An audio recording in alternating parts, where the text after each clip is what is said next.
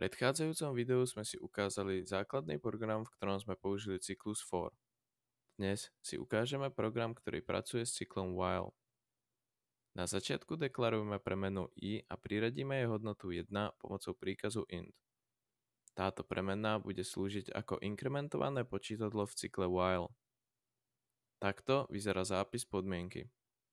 Program bude opakovať cyklus, ktorý je medzi zátvorkami, pokiaľ platí podmienka, že premena i je menšia alebo rovná 10. Ak táto podmienka prestane platiť, ďalší cyklus sa už nevykoná. Vytvoríme premenu druhá mocnina a priradíme jej hodnotu, ktorá je druhou mocninou aktuálnej hodnoty premenej i. Printf vypisuje na obrazovku hodnoty premenných i a druhá mocnina v podobe formátovaného textu. i++ inkrementuje premennú i o 1.